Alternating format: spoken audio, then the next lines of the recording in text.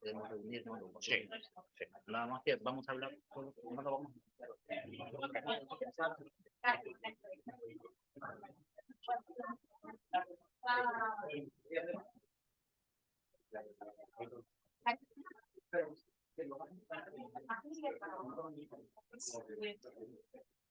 Buenos días. Buenos días. Feliz año, hermano. Vamos a continuar con el estudio bíblico de la clase de la mañana. Hermano Jorge, oración inicial por el estudio bíblico. Pedimos ayuda a nuestro Dios para comprender su palabra. Oramos. Buen Dios y Padre, gracias Señor le damos por este día, gracias por esta mañana hermosa que nos da Señor, gracias por darnos el privilegio Señor de poder abrir nuestros ojos y poder contemplar su hermosura una vez más. Gracias por el don de la vida, gracias por estar aquí Señor, por traernos con bien a su casa de oración y poder saludarnos, oh Dios, con nuestros hermanos, una bendición poder ver a nuestros hermanos una vez más. Rogamos Señor por el estudio de su palabra en esta mañana. Y usted dirija, Señor, que tome el control de nuestro hermano Alejandro. Cada palabra, Señor, sea sabia, sea entendible. Nosotros Señor, como receptores, que podamos captar lo que usted nos manda, Señor, a través de nuestro hermano. Bendiga esta enseñanza de este día de hoy. Bendiga a cada hermano que vendrá, Señor, y sea parte de esta bendición que usted ha preparado. Quédese con nosotros de principio a fin, mi Señor, y que su nombre sea exaltado y sea glorificado. En el santo y poderoso nombre de su amado Hijo Cristo Jesús. Amén. Amén, hermano. Muchas gracias, hermano Jorge. Continuamos con el estudio de la palabra de Dios. Y el 1 de enero habíamos conversado y habíamos hablado acerca del libro de los Filipenses. Y para que la iglesia esté al tanto, vamos a estar trabajando con 3 libros. Vamos a trabajar con el libro de Filipenses el primer domingo. El segundo domingo vamos a estar trabajando con el Evangelio de Juan. Y el tercer domingo estaremos trabajando con el libro del Apocalipsis. Entonces, el cuarto domingo mi hermano Robert nos trae doctrina. Entonces tenemos organizado para el mes de enero de esa siguiente forma y los meses consecutivos estaremos viendo Filipenses, Juan, Apocalipsis y mi hermano Robert encargado de la doctrina de parte de la Iglesia de Cristo. Entonces, abre tu Biblia por favor en el Evangelio de Juan. Vamos a refrescar y recordar dónde nos habíamos quedado en la última clase. Y hablando un poco de la palabra de mi Dios, ¿sabes? El propósito del Evangelio de Juan es crear fe en el hombre para que creyendo no se pierda y tenga vida eterna. Juan capítulo 20, verso 30. Juan capítulo 20, verso 30. El mismo autor que se le atribuye a Juan apóstol. Juan 20, 30 y 31 lo pueden leer. Ahí tienes lo que el autor quiere enfatizar en esta escritura de este evangelio. ¿Quién lo puede leer? Juan 20, 30, 31. Amén. Amén. Hizo además Jesús muchas otras señales en presencia de sus discípulos, las cuales no están escritas en este libro, pero estas se han escrito para que creáis que Jesús es el Cristo, el Hijo de Dios, y para que creyendo tengáis vida en su nombre.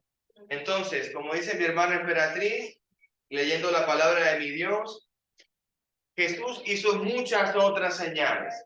Quizás los libros de la tierra, como dice Juan, no alcanzarían para escribir todo lo que hizo mi Señor Jesús. Pero estas, es decir, las que escribió Juan, las que escribió y plasmó en este libro, escritura griega, son para que nosotros podamos creer en Jesucristo como el Hijo de Dios.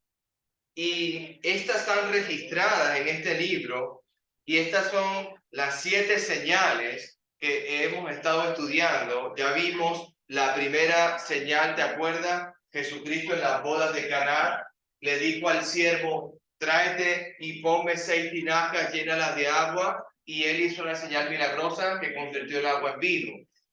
Luego la segunda señal milagrosa que estuvimos estudiando al funcionario de gobierno, este hijo que estaba gravemente enfermo, y Jesucristo, del momento que le dijo al padre, tu hijo ha sido sanado, en ese mismo momento, aunque estaban a muchos kilómetros de diferencia de donde estaba el niño a Jesucristo, en el instante que Jesús dijo la palabra, el niño fue sanado. Entonces, hay momentos en la Escritura que las señales y los milagros sirven para que nosotros podamos tener fe que Jesús es quien nos da la salvación y la vida eterna. Luego,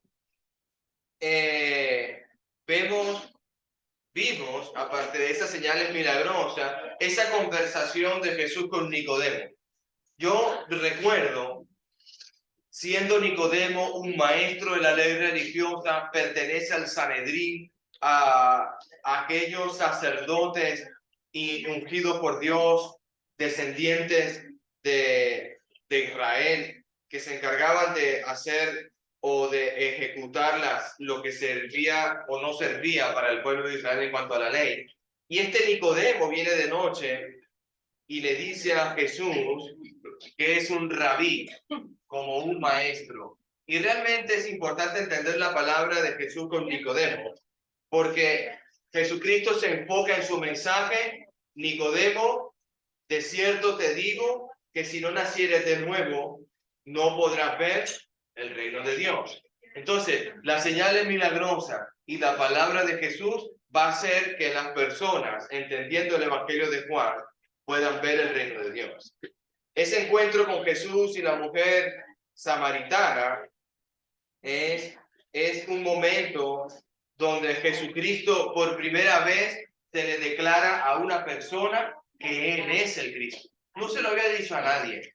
Hasta el momento es la primera escritura en orden cronológico que estamos observando que Él se le dijo a alguien, yo soy el Cristo. ¿Te acuerdas el otro momento de Mateo 16 cuando Pedro, Jesucristo pregunta, ¿y ustedes quién decís que soy yo? Y respondió el apóstol Pedro, tú eres el Cristo, el Hijo del Dios viviente.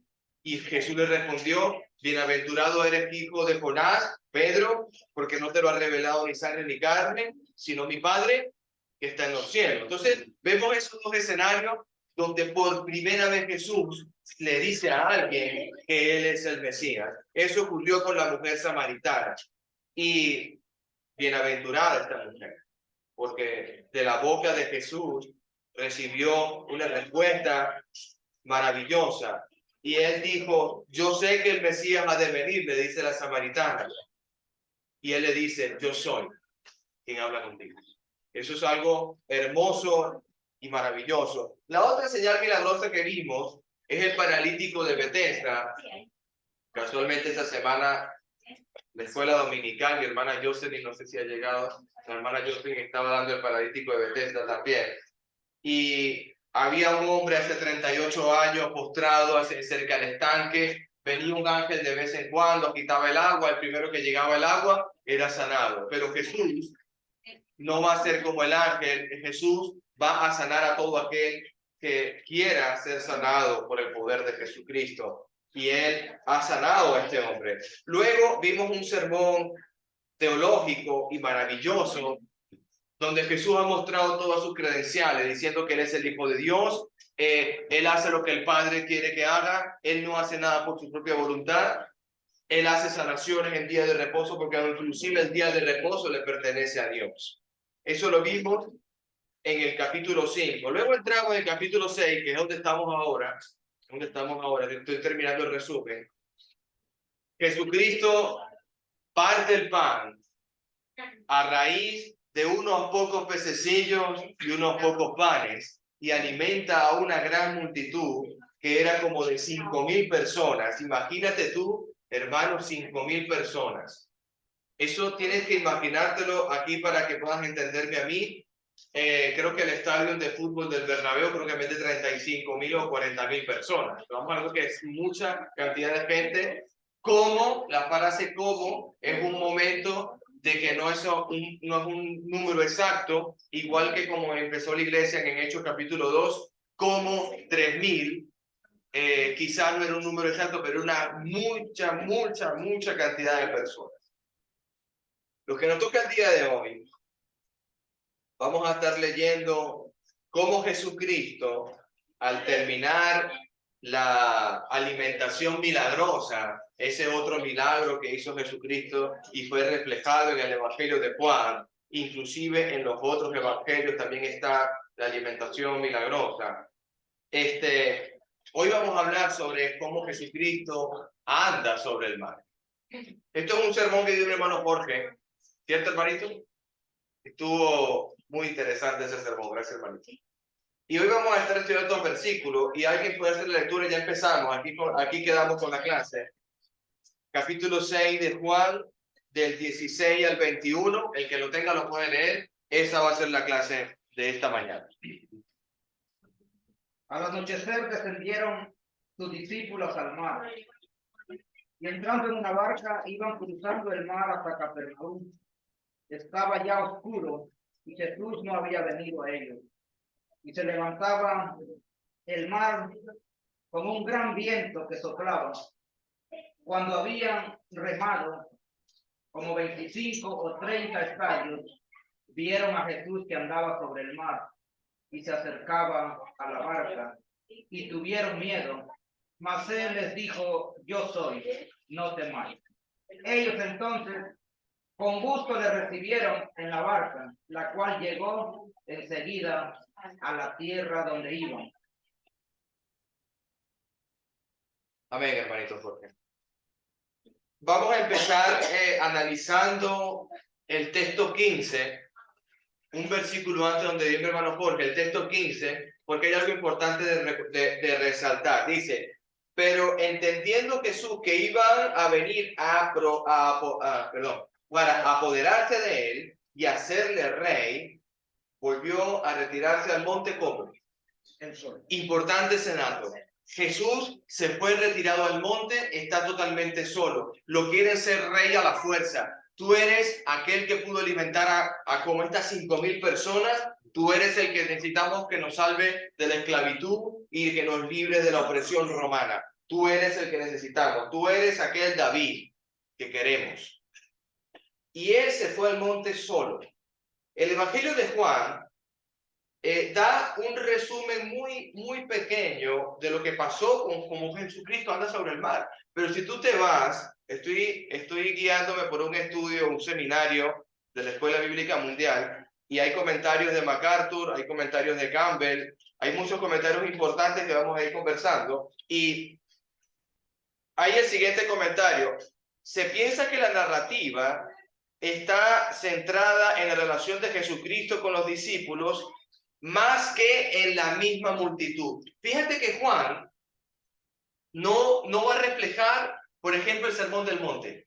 Fíjate esto particular del Evangelio de Juan. Juan no te va a reflejar las parábolas. Si tú lees el Evangelio de Juan, no te vas a encontrar como te encuentras en Mateo, por ejemplo, el nacimiento de Jesús, en Lucas, el nacimiento de Jesús. Juan no se centra en hablar de estas cosas. Y hay un comentario de MacArthur, dice que me llama la atención. El posible año de escrito de este libro es acerca del año 90. ¿Qué quiere decir? Que ya Juan tenía en posesión los pergaminos de Lucas, el pergamino de Marcos y el pergamino de Mateo. El comentario me llama la atención, porque si tú tienes esta información y tú quieres aportar aún más y no decir casi igual de los evangelios paralelos o sinópticos que dice la teología, me llama la atención porque Juan se centra en Jesucristo y la intimidad con sus apóstoles, en Jesucristo, la intimidad con el discípulo. Por eso es que este evangelio es un evangelio muy cercano a Juan, es muy cercano a las cosas que ocurrieron, no en la multitud, no en público, sino algo más privado. Eso es algo que me llama la atención de este comentarista. El versículo 16 dice, al anochecer, descendieron sus discípulos al mar. Hermano, Jesús se fue al monte solo, cae la noche y los discípulos se suben a una barca. Hermano, yo quiero que tú entiendas que la barca no tiene un motor diésel con faros y iluminación. Estamos hablando que es una barca con unos remos, unos pescadores que subieron a ella, que están sirviendo y siguiendo a Jesucristo. Y esa barca, lo más que puede alumbrar, quizás es una vela. No estoy hablando de la cera, estoy hablando de cómo podría ser el candelabro o cómo podrían elaborar según lo que tenían en su momento. Eso es otro comentario que hace Campbell. Y me llama la atención que tenían brea a disposición, claro, porque eso es lo que inclusive Noé calafateó con brea el arca de Dios. Y quizás con la brea, el petróleo, con un poco de mecha o algo de tomado de las palmas, podrían alumbrarse un poco, pero no era una iluminación que podría ver hacia dónde se dirigía.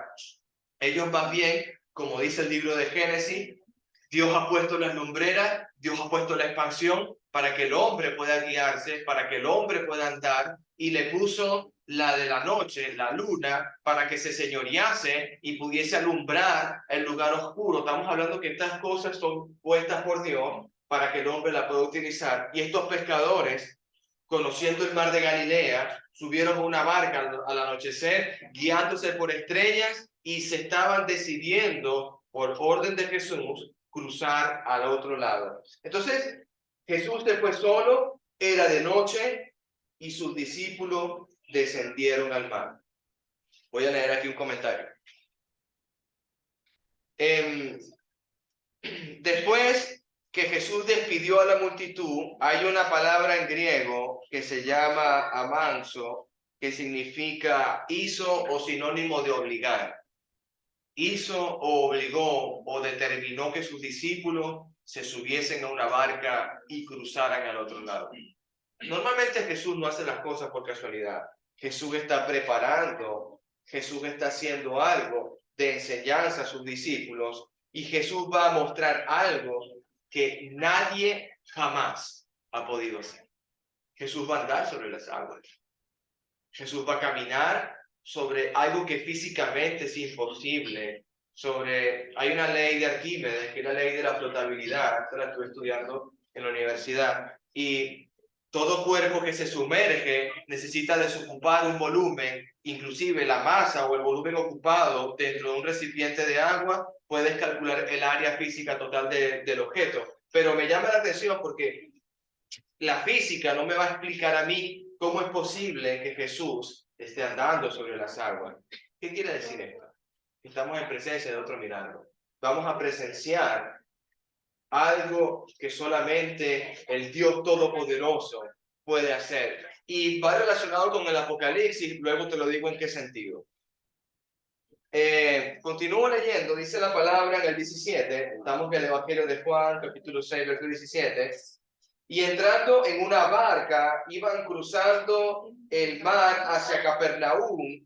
Estaba ya oscuro. Fíjate cómo Juan es muy detallista en su entorno. Estaba al anochecer, versículo 16, ya estaba oscuro, versículo 17. Y Jesús, ¿qué dice? No había venido. Segunda vez que el apóstol Juan menciona esto, porque Juan, acuérdate que Juan no, yo quiero que tú entiendas algo. Juan no va con un pergamino, una pluma y tinta en la mano y va escribiendo lo que va viendo. Juan primero vive todo lo que pasó, y luego, cuando va a estar en Éfeso, va a estar tranquilo, va a empezar a escribir inspirado por el Espíritu Santo, y va a recordar lo que está viendo y lo que ocurrió en Capernaum en la barca. Y va a escribir: estaba oscuro, por segunda vez Jesús no estaba conmigo. Eso es algo importante que está diciendo el apóstol Juan. Verso 18. Y se levantaba el mar con un gran viento que soplaba. Yo quise hacer una pequeña investigación. Aquí hay un comentario de MacArthur. Y vi la topografía del mar de Galilea, y me sorprendió muchísimo al enterarme, no lo sabía, hermano, que está 210 metros más abajo que el nivel del mar. Entonces estamos hablando que puede hacerse allí como una diferencia de altura, pero más dentro, donde los físicos y los que estudian el clima dicen que puede generarse muchas olas de calor que hacen que el viento sea cruzado, que el viento haga allí, y es por la localización geográfica de este mar, se encuentra a 210 metros más abajo, inclusive solo tiene una profundidad de 45 metros. Eso lo puedes buscar y inclusive Google te lo puede ir comentando. Voy a leer aquí, el texto dice, habían remado como unos 25 o 30 estadios. Eso lo traduce Nueva Traducción Viviente como 180 metros. Imagínate 180 metros. Creo que eres capaz de ver la orilla, pero no estamos hablando que está cerca a la orilla. Hay malos entendidos, hay escritores que dicen que Jesús caminaba sobre la orilla y no estaba caminando sobre las aguas, y la visión del que estaba en la barca, como era 180 metros, fíjate a dónde llega el hombre para quitarle privilegio al Señor. Decía que caminaba sobre la orilla, no caminaba sobre las aguas, hermano. Sí, estoy viendo que en Marcos 6, 45. Ya vamos allá, hermana, pero léalo, ya vamos para allá. ¿Ya? Historia. Sí, hermana. Sí, hermana, porque es la región. Es la región, sí, es la región. Y ya vamos a leerlo, inclusive lo quiero leer allí, y también vamos a hablar del apóstol Pedro, que también pudo caminar. Seguimos leyendo, dice la misma redacción.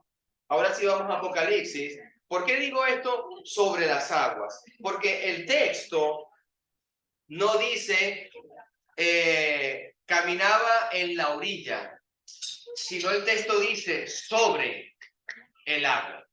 Es un texto muy claro, y ese es el mismo texto o el mismo párrafo que usa el apóstol Juan. ¿Por qué tengo que buscar Juan en Apocalipsis?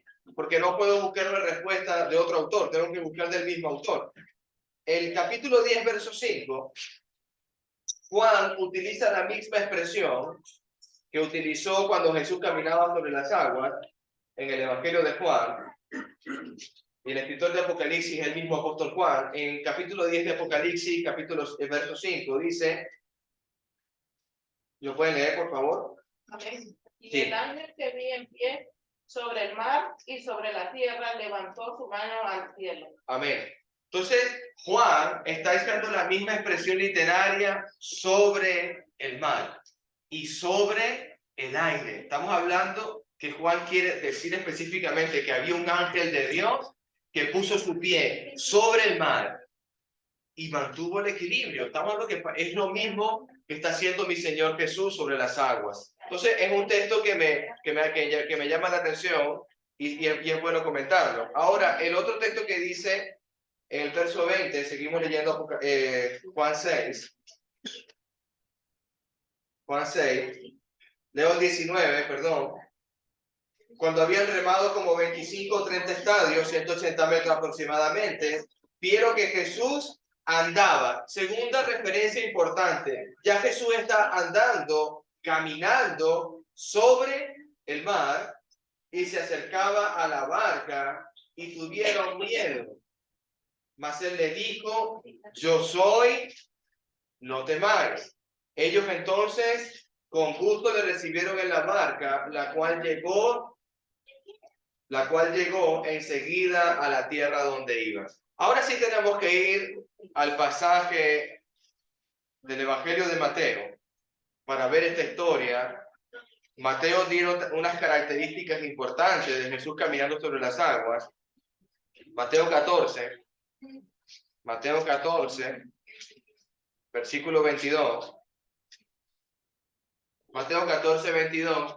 Ya que hemos estudiado con el Evangelio de Juan, sabemos que era de noche, sabemos que Jesucristo está solo los discípulos están en la barca y ven a Jesucristo caminando sobre las aguas. Ahora vamos a estudiarlo con el libro de Mateo, este texto. Creo que fue el que utilizó mi hermano José, tú utilizó Mateo, hermanito. Vamos a utilizar Mateo ahora. El Evangelio de Mateo, capítulo 14, 22, dice, Fíjate cómo igualmente, después de haber comido, que fueron como 5.000 hombres, lo estoy leyendo en el 21, sin contar mujeres y niños. Estamos hablando que era una multitud quizás de 15.000 personas, hermano. Si solamente estaban contando los hombres, y vamos a suponer el caso que todos estuviesen en familia, como 15.000. Y si no están en familia, póngale 10.000. Hermano, era mucha gente. Versículo 22. Enseguida Jesús hizo a sus discípulos entrar en una barca e ir delante de él a la otra ribera. Fíjate la ordenanza de Dios. Jesús hizo. La palabra hizo en el griego es obligar, ordenar y que hagas. Ve, haz esto. Hizo que los discípulos entraran en la barca. Iba delante de él a la otra ribera, entre tanto que él despedía a la multitud. Fíjate que Jesús se quedó haciendo un trabajo. Fíjate que el apóstol Juan no describe el trabajo que está haciendo Jesucristo. Jesucristo se queda porque está despidiendo a la multitud. ¿Por qué está haciendo eso? Porque él necesita intimidad con sus discípulos. Él va a fortalecer a sus discípulos haciendo este milagro. Versículo 23, despedió a la multitud, subió al monte a orar al Padre, y cuando llegó la noche, estaba allí solo. Nuevamente, Jesús sube al monte para orar. El Evangelio de Marcos me dice que Jesús se fue porque lo estaban obligando a ser rey, igual que el apóstol Juan. Lo querían obligar a ser rey y él se escabulló entre la multitud y se fue al monte. Mateo dice que estaba orando con su padre. Versículo 24, y ya la barca estaba en medio del mar, azotaba por las olas porque el viento era contrario. Mas a la cuarta vigilia de la noche, me gusta mucho este dato, verso 25, hermana Génesis Olivera, por favor.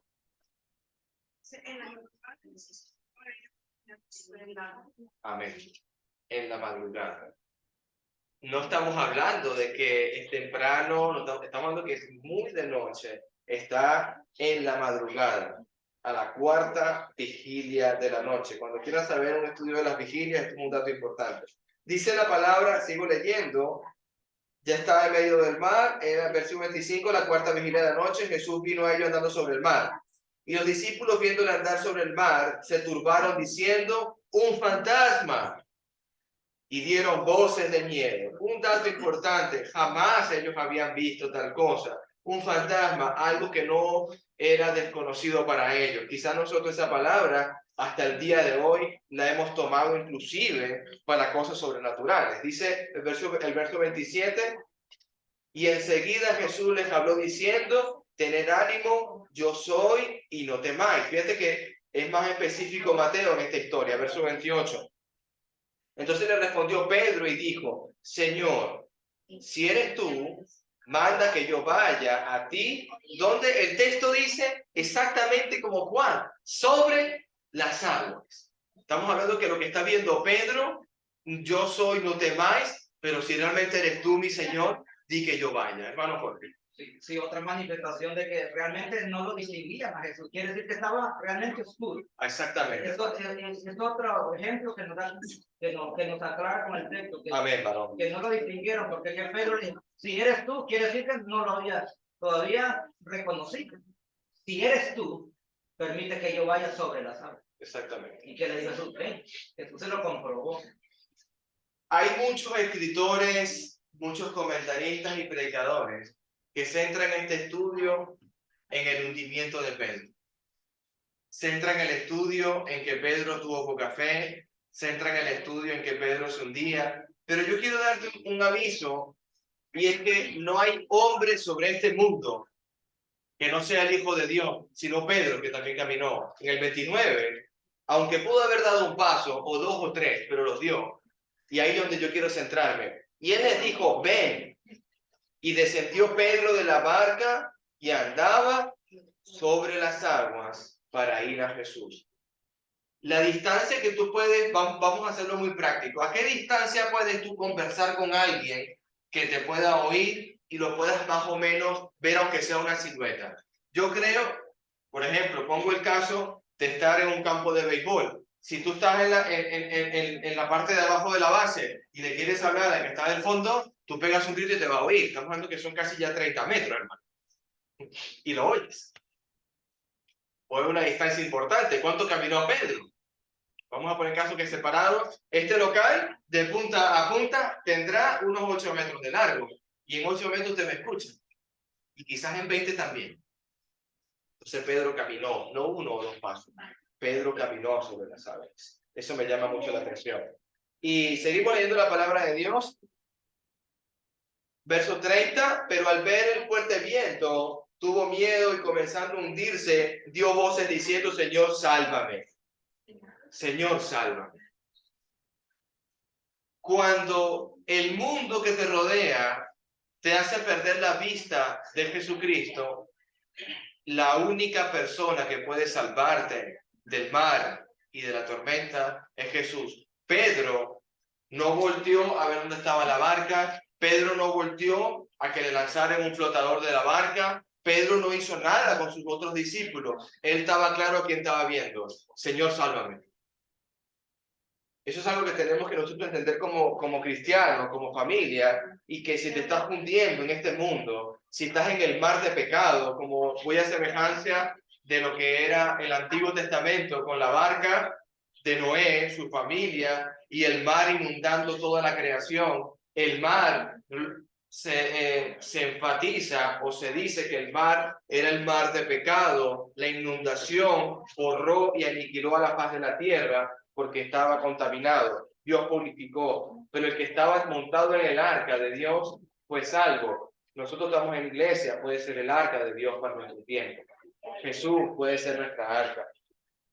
Dice el versículo 31, al momento Jesús extendió la mano. Fíjate cómo estamos hablando de que Pedro está caminando, se empezó a hundir, no sabemos la distancia. Si Pedro estuviese para darle la mano a mi hermano, yo le doy la mano a mi hermano, ya yo llegué, ya yo estoy caminando ya. Jesucristo se tuvo que haber, como siempre, el Todopoderoso. Aunque estuviese a 20 metros, si Pedro se hundió, para Jesús no era difícil trasladarse en segundos, o en nada, o en solamente quitarse del medio y volver a aparecer allá. Jesús pudo haber hecho lo que él quisiera, hermano. Jesús era el Todopoderoso. Al instante levantó a Pedro.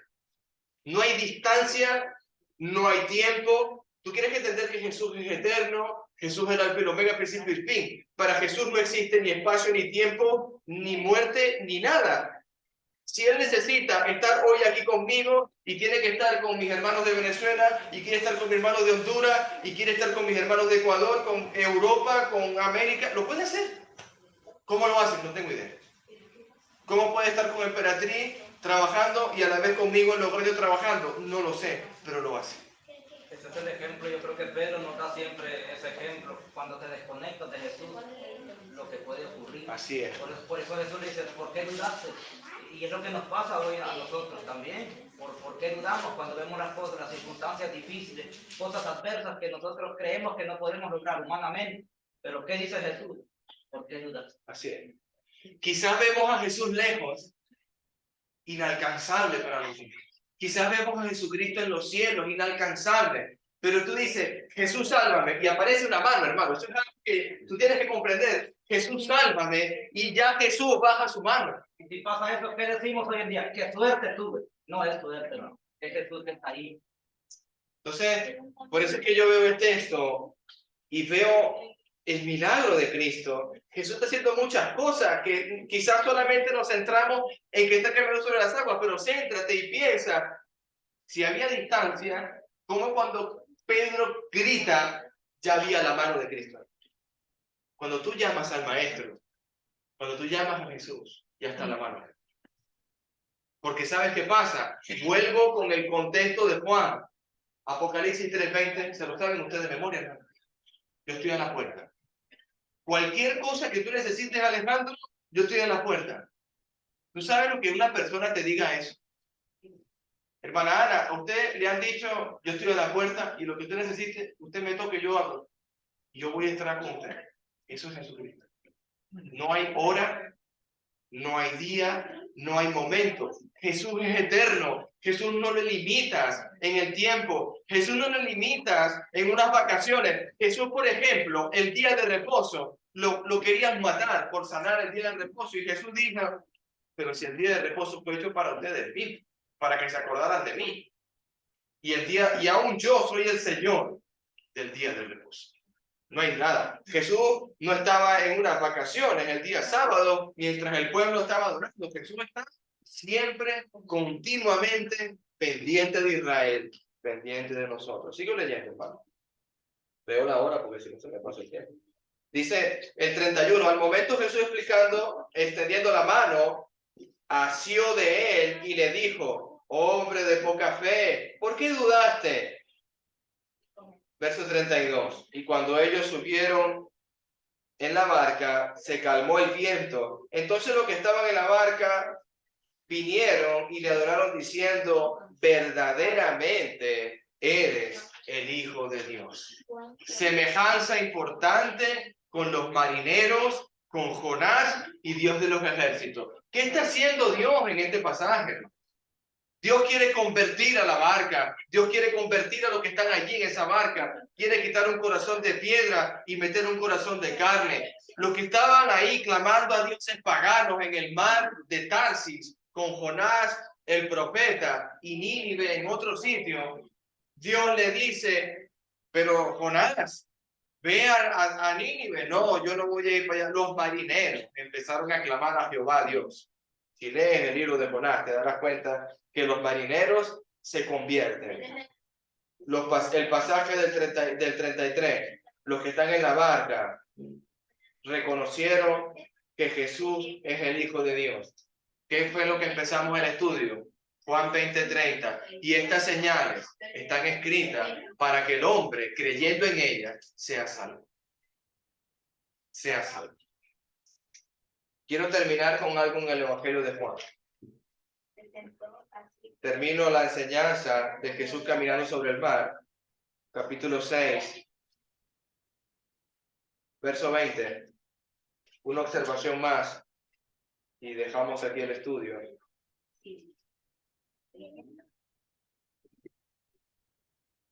Dice la palabra en Juan 6:20. Mas él le dijo, yo soy, no temáis. Eso lo explicamos. El 21 es el otro milagro. Jesús camina sobre las aguas. Jesús inmediatamente que le dicen, sálvame, extiende una mano, no importa la distancia. Mira otra cosa que pasó que quizás no la habías visto. El 21. Ellos entonces con gusto le recibieron en la barca, la cual llegó enseguida a la tierra.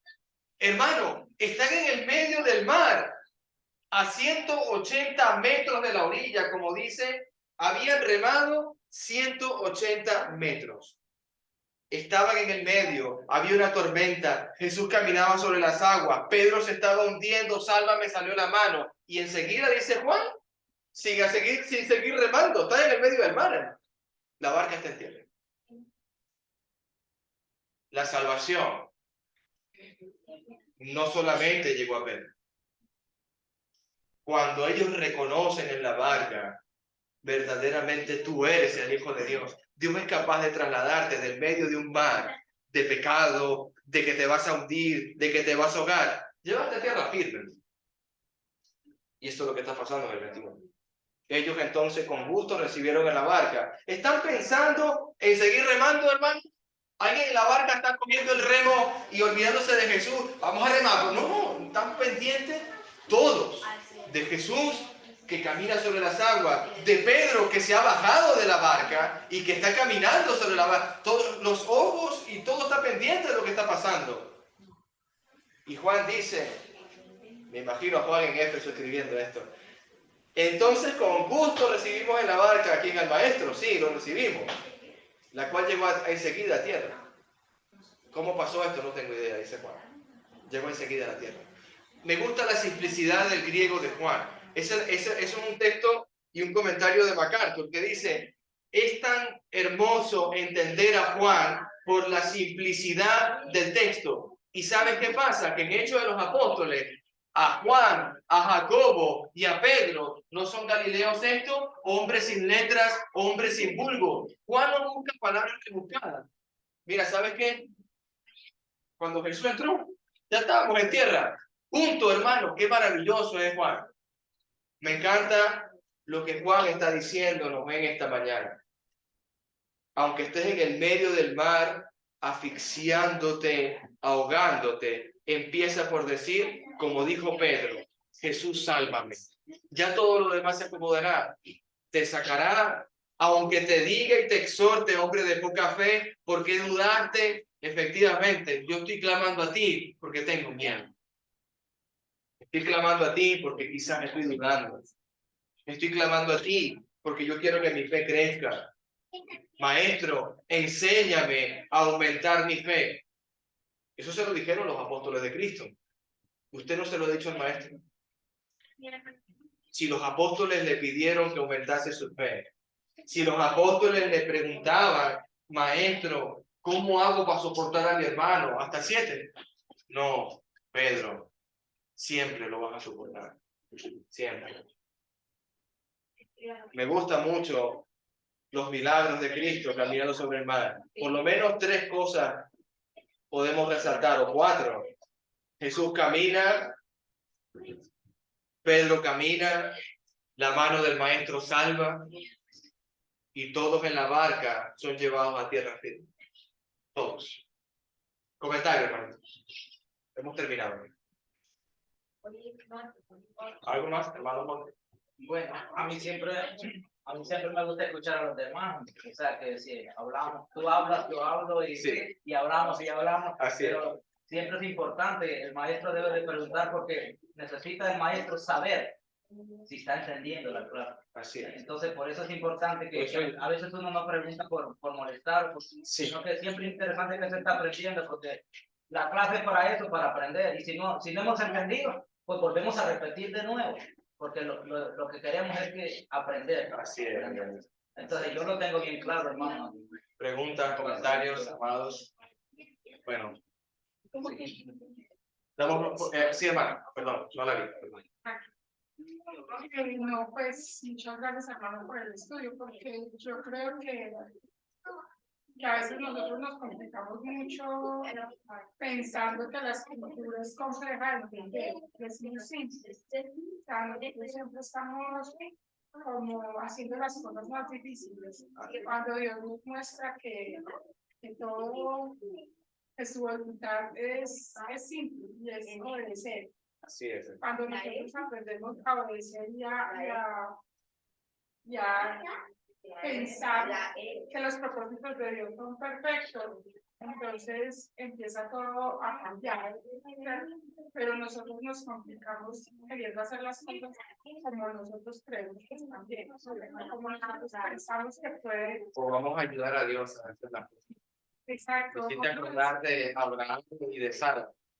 Ya que no soy viejo y mi mujer es estéril, vamos a ayudar, vamos a traer a Agar y tengamos un hijo con Agar. Y Dios le dijo, no es de Agar, va a ser tu esposa. Aunque sea estéril, va a nacer un niño. O sea, a veces queremos hacer las cosas a nuestra forma y siempre sale mal. Gracias. ¿Alguien más?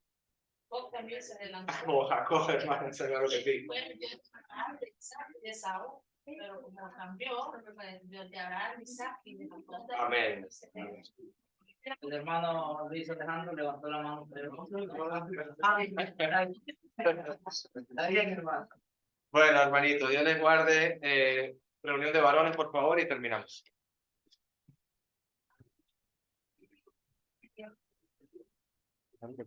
¿Puedes meter una presentación ahí? Sí, sí.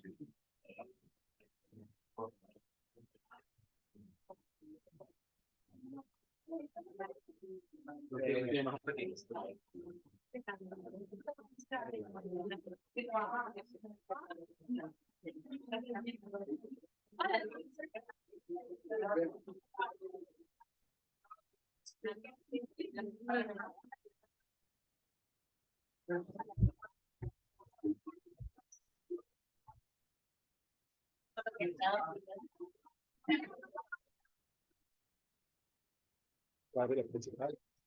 Tiene tarjeta de Islam, sermón. Sí, gracias.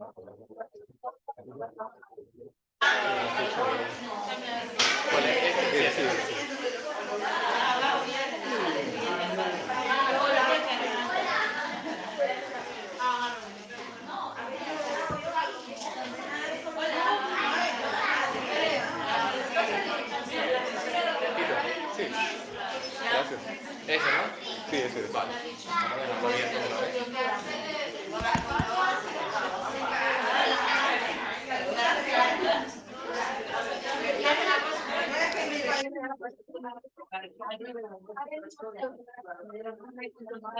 una vez.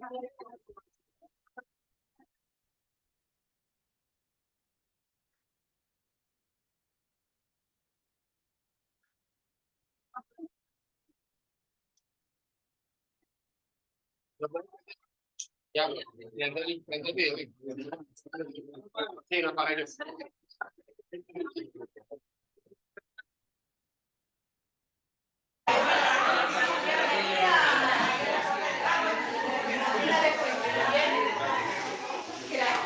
Bueno, hermano.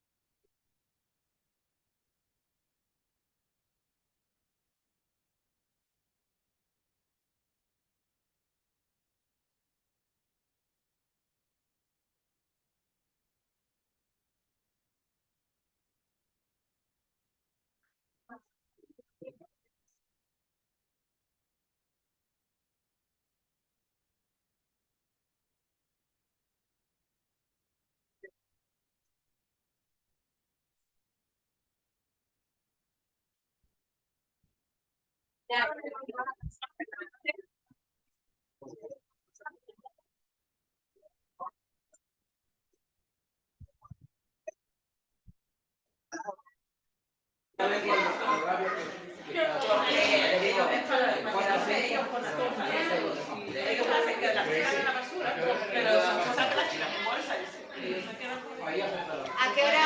Ah, sí, a las 6. No. Ah, sí, ahora es las 5. A las 5 de la tarde. ¿Y hasta qué hora? 7. A las 7.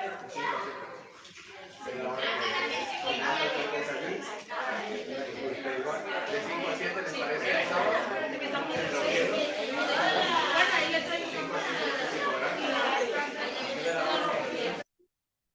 La casa oficial de los no, puede ser etiqueta.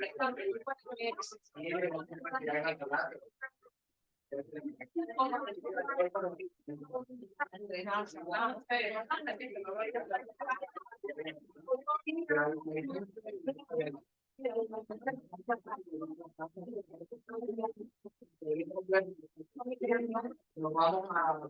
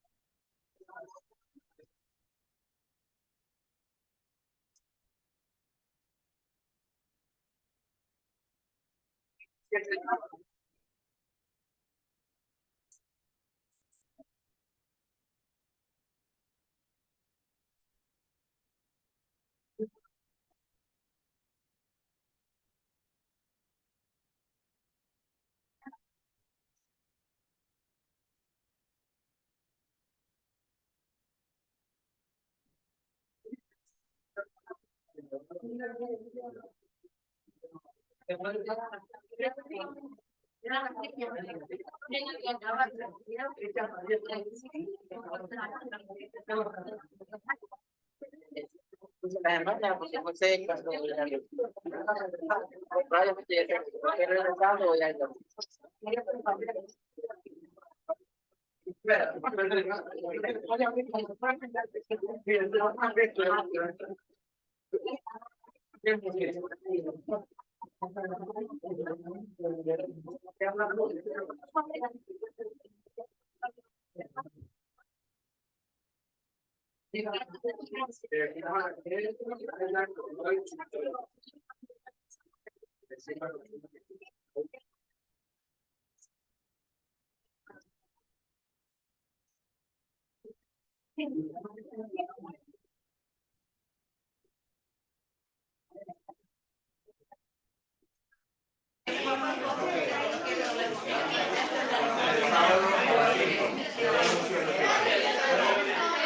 Para iniciar la cita. Para iniciar la cita. Es decir, que yo tengo que mover, en caso yo, una hora,